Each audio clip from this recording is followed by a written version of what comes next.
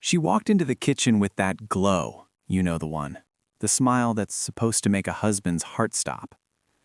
"Honey," she said softly, her voice trembling with emotion, "I have incredible news." I looked up from my coffee.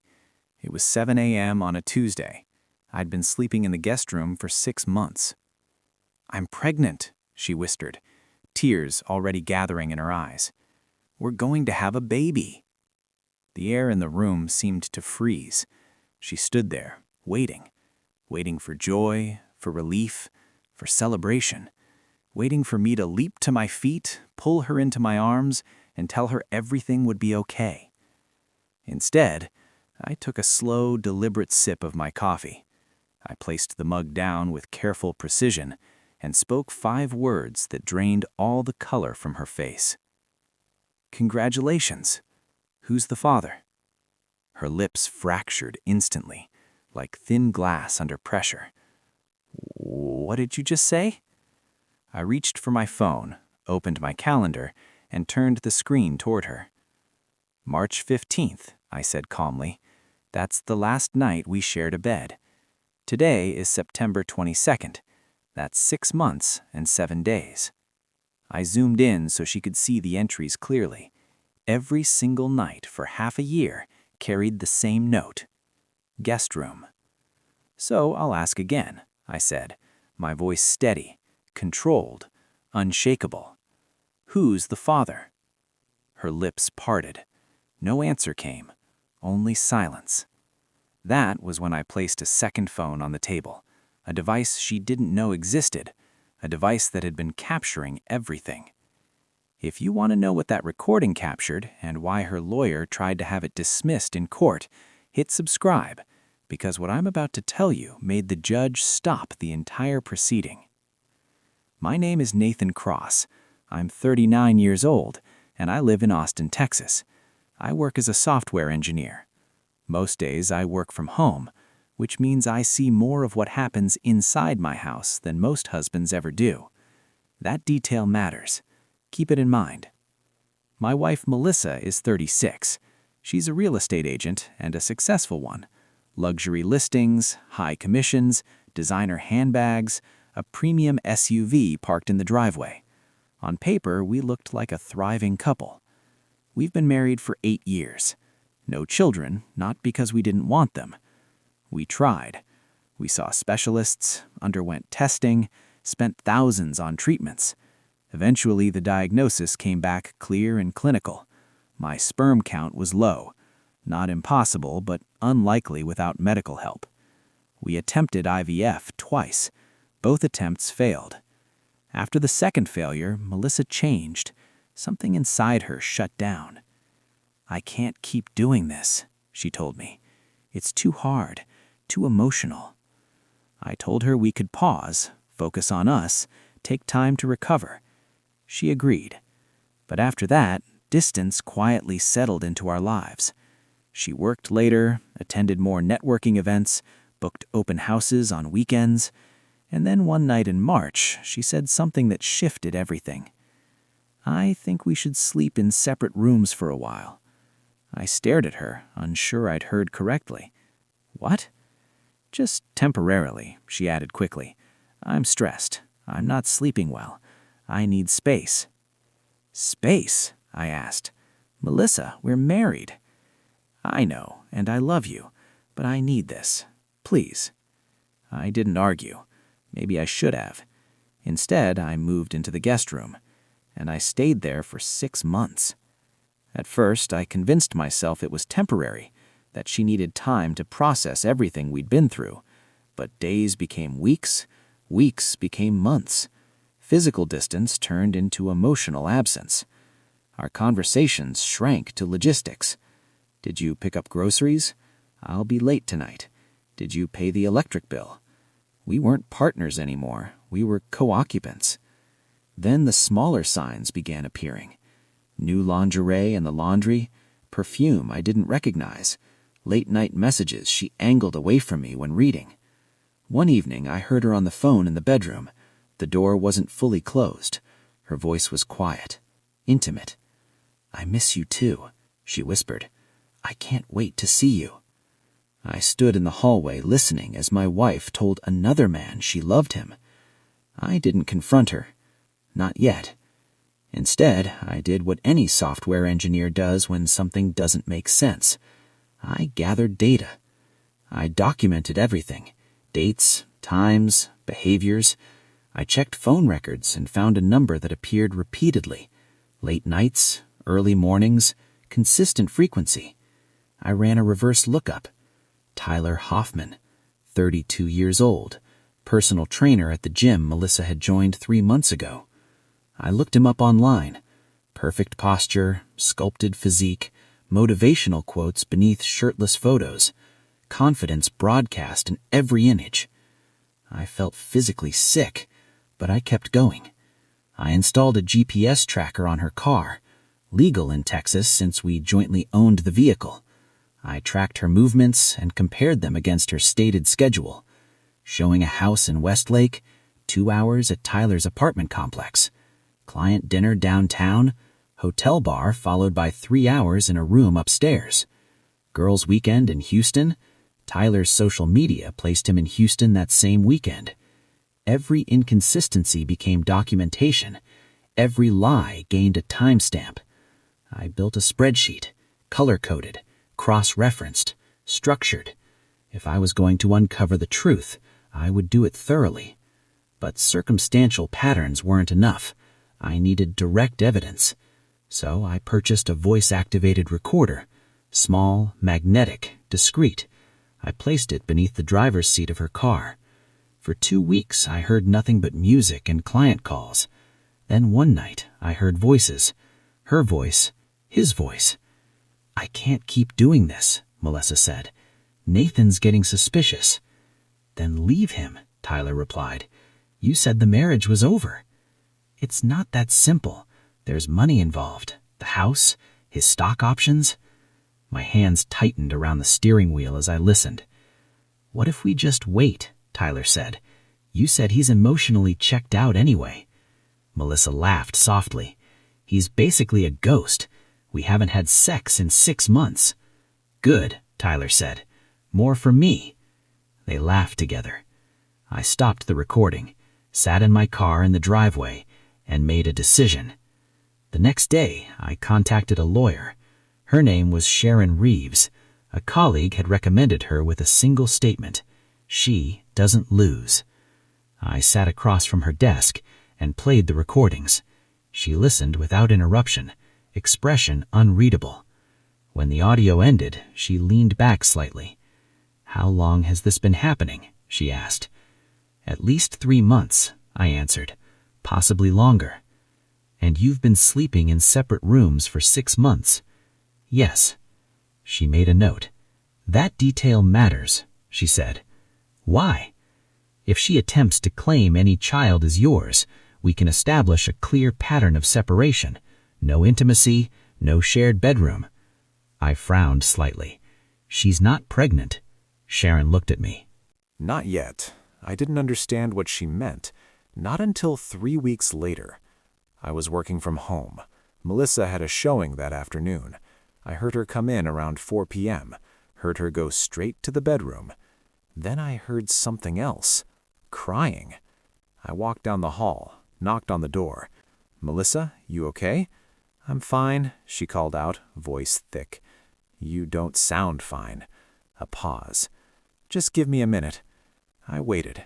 5 minutes later, she emerged, eyes red, but she was smiling. "Nathan," she said softly, "can we talk?" We sat in the living room. She took my hands. "I know things have been hard between us," she started. "I know I've been distant." I said nothing. "But I have incredible news." Her eyes filled with tears. "I'm pregnant." The words hung in the air. I looked at her, really looked at her. She was glowing, radiant, the picture of a joyful, expectant mother, and I felt nothing but cold clarity. "Congratulations," I said evenly. "Who's the father?" Her smile froze. "What?" I pulled out my phone, opened my calendar. March 15th. That's the last time we shared a bed. I turned the screen toward her, showed her 6 months of guest room notes. It's September 22nd. That's 6 months and 7 days. I zoomed in. So unless this is the second coming, the math doesn't add up. Her face went from confused to pale to red. Are you accusing me of cheating? I'm not accusing you of anything, I said calmly. I'm asking a simple question. If you're pregnant and we haven't had sex in 6 months, who's the father? This is insane, she stood up. How dare you? Tyler Hoffman, I said. She stopped mid-sentence. Personal trainer, 32 years old, lives at the Riverside Apartments. You've been seeing him for at least 3 months. Her mouth opened, closed. I have recordings, Melissa. GPS logs, hotel receipts. I know everything. She tried to recover, tried to spin it. Okay, fine. Yes, I've been seeing someone, but this baby isn't mine because we haven't had sex in 6 months. You just said so yourself in the car 2 weeks ago. Her eyes went wide. You've been recording me? You've been cheating on me, I countered. I'd say we're even. She sat back down, deflated. For a long moment, neither of us spoke. Then she tried a different approach. Nathan, please, I made a mistake, but this baby, we can raise it together. You always wanted to be a father. I almost laughed. You want me to raise another man's child after you've been lying to me for months? People do it all the time. Not me. I stood up. I've already filed for divorce. You'll be served tomorrow. Her face went white. You what? I filed 3 days ago. I was waiting to see if you'd tell me the truth. I headed for the door. Nathan, wait. Congratulations on the baby, Melissa. I hope Tyler's excited. I walked out. She was served the next morning at her office. I know because her lawyer called me within an hour. Mr. Cross, this is Richard Dalton. I represent Melissa Cross. I'd like to discuss a settlement. I'm listening. My client is willing to agree to a clean split. No alimony, no claims on your assets. She just wants to move forward. That's generous, I said. What's the catch? She'd like you to refrain from discussing certain private matters. You mean the affair? Mr. Dalton, I'm not interested in public humiliation, but I'm also not interested in being defrauded. If she tries to claim that child is mine, I'll use every piece of evidence I have. Understood? We agreed to meet the following week. The meeting was in a conference room downtown. Melissa, her lawyer, me, and Sharon. Melissa looked tired. The glow was gone. Richard started. We're prepared to offer a straightforward division of assets. The house will be sold, proceeds split 50-50, retirement accounts divided, no alimony. Sharon nodded. And the child? Richard hesitated. My client acknowledges that Mr. Cross is not the biological father. I felt a grim satisfaction. She's willing to sign an affidavit to that effect, Richard continued. In exchange, Mr. Cross agrees to not contest custody or support. Done, I said. Melissa looked up, surprised. Really? Really, I said. I don't want anything to do with that child. It's not mine. It's not my responsibility. Her eyes filled with tears. Nathan, sign the papers, Melissa. She did, but it wasn't over. 2 weeks later, Sharon called. We have a problem. What kind of problem? Melissa's lawyer is claiming you're the father. They're demanding a paternity test. I frowned. She signed an affidavit. She's recanting, says she was coerced. I felt my jaw tighten. She's lying. I know, but we need to prove it. How? Paternity test. But here's the thing. If the test shows you're not the father, we can use that to prove fraud. We can go after her for legal fees, emotional distress, everything. I smiled. Set it up. The paternity test was done at a clinic in North Austin. I gave a cheek swab. Melissa provided medical records showing the baby's DNA. We waited 2 weeks for results. When they came back, Sharon called me immediately. You're not the father. 0% match. Good. Better than good. We can now prove she tried to defraud you. I'm filing an amended petition. Do it. The next hearing was different. Melissa's lawyer looked rattled. Melissa looked defeated. The judge reviewed the paternity results. reviewed the timeline, reviewed the recordings. "Mrs. Cross," the judge said, voice stern, "did you or did you not attempt to claim your husband was the father of your child, knowing he was not?" Melissa's lawyer jumped in. "Your Honor, my client was confused." "I'm asking Mrs. Cross." Melissa looked at the table. "Yes. And did you sign an affidavit acknowledging he was not, then later recant that statement?" "Yes." The judge set down his pen. "This is fraud, Mrs. Cross. You attempted to deceive this court and your husband for financial gain." He turned to Sharon. "What are you seeking?" "Full reimbursement of legal fees, Your Honor, plus sanctions for fraudulent claims." The judge nodded. "Granted. Mrs. Cross will pay all legal fees incurred by Mr. Cross. Additionally, she will receive no portion of the marital home or retirement accounts." Melissa's head snapped up. "What? You committed fraud, Mrs. Cross. This court does not reward that behavior." Richard tried to object. The judge shut him down. "This hearing is concluded." I walked out of that courthouse with everything. The house, my retirement accounts, my dignity. Melissa walked out with nothing but a baby that wasn't mine and a legal bill she couldn't afford. Sharon shook my hand on the courthouse steps. "That's the cleanest win I've seen in years. Thank you. What will you do now?" I looked up at the Austin sky. Clear, blue, endless. Move forward. 6 months later, I sold the house.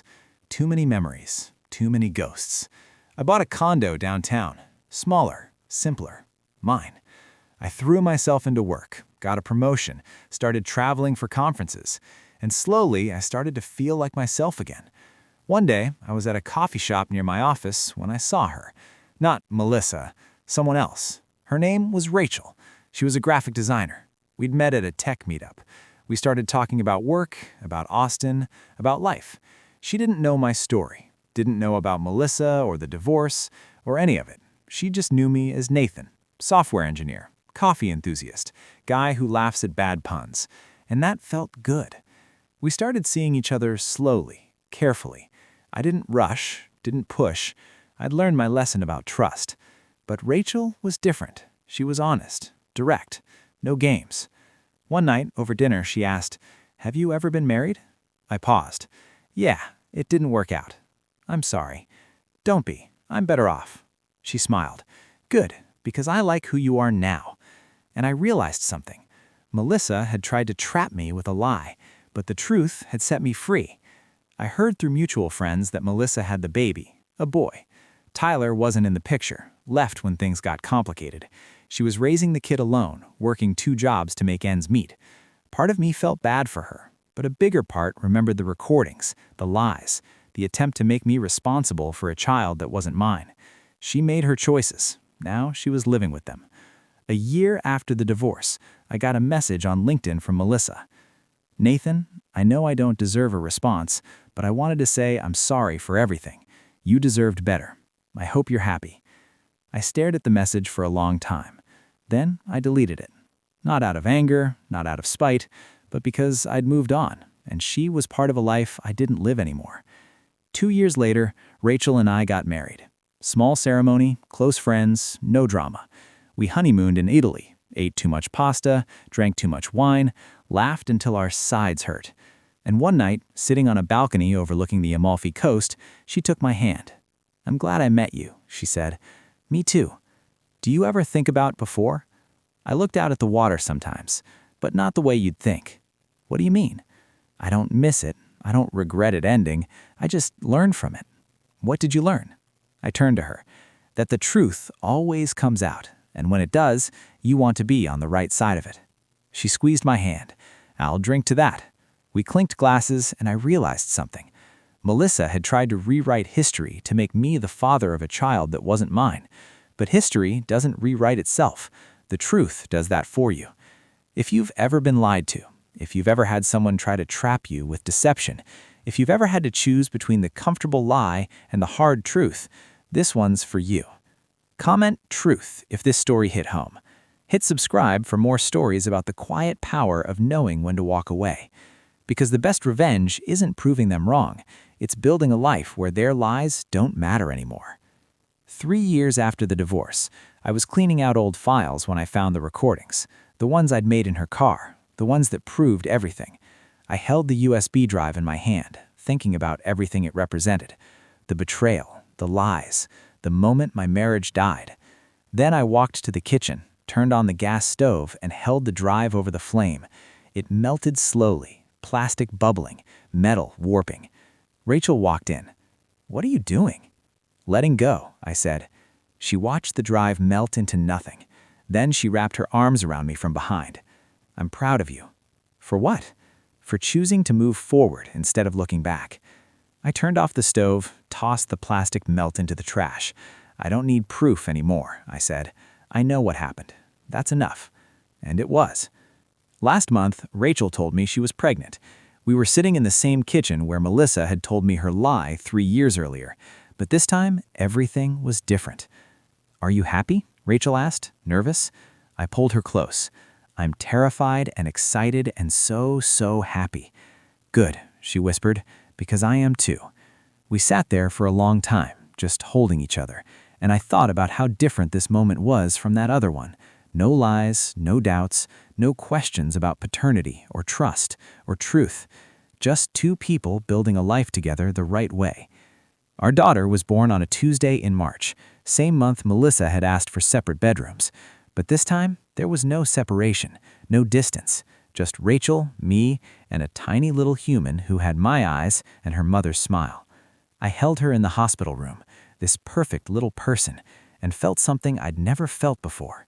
Complete peace. "What should we name her?" Rachel asked. I looked down at my daughter. "Hope." Rachel smiled. "Hope. Cross. I like it." "Me too." Because that's what she was. Proof that after betrayal, after lies, after everything falls apart, you can still build something beautiful. You just have to be willing to start over with the truth. If this story reminded you that endings can become beginnings, comment "new chapter." If you've ever had to rebuild after betrayal, you're not alone.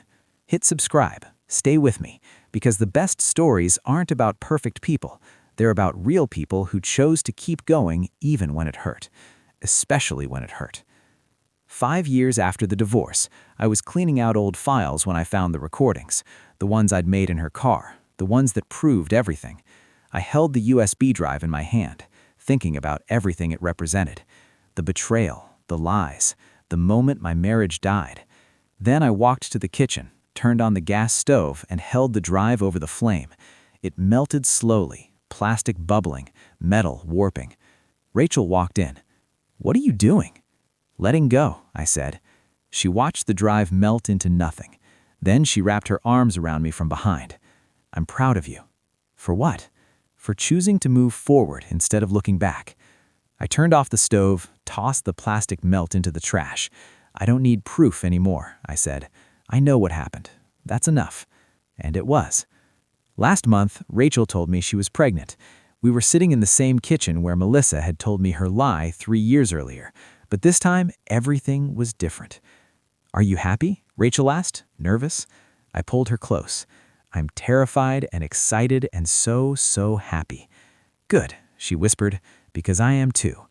We sat there for a long time, just holding each other, and I thought about how different this moment was from that other one. No lies, no doubts, no questions about paternity or trust or truth. Just two people building a life together the right way. Our daughter was born on a Tuesday in March, same month Melissa had asked for separate bedrooms. But this time, there was no separation, no distance, just Rachel, me, and a tiny little human who had my eyes and her mother's smile. I held her in the hospital room, this perfect little person, and felt something I'd never felt before. Complete peace. "What should we name her?" Rachel asked. I looked down at my daughter. "Hope." Rachel smiled. "Hope. Cross. I like it." "Me too." Because that's what she was. Proof that after betrayal, after lies, after everything falls apart, you can still build something beautiful. You just have to be willing to start over with the truth. If this story reminded you that endings can become beginnings, comment "new chapter." If you've ever had to rebuild after betrayal, you're not alone. Hit subscribe. Stay with me, because the best stories aren't about perfect people. They're about real people who chose to keep going even when it hurt, especially when it hurt. 5 years after the divorce, I was at a park with Hope. She was running around the playground, pigtails bouncing, laughing at everything. Rachel was beside me, pregnant with our second. "Daddy, push me," Hope called from the swings. I jogged over, started pushing her higher. "Higher?" she squealed. "You sure?" "Higher." I pushed harder. She laughed, that pure, uninhibited laugh that only kids can manage. And I thought about the man I was 5 years ago. Broken, betrayed, sitting in a guest room wondering how his marriage had died. That man wouldn't recognize me now. This man, father, husband, builder of a life that's real, he's someone I'm proud to be. "Daddy, watch this." Hope jumped off the swing midair, landed in the sand, threw her arms up like an Olympic gymnast. 10 out of 10, I called. She ran back, hugged my legs. "I love you, Daddy." "I love you too, Hope." Rachel walked over, took my hand. "You good?" she asked. I looked at my daughter and my wife, at the life we'd built from scratch. "Yeah," I said, "I'm good." And I meant it, because the truth didn't just set me free, it gave me everything I never knew I needed.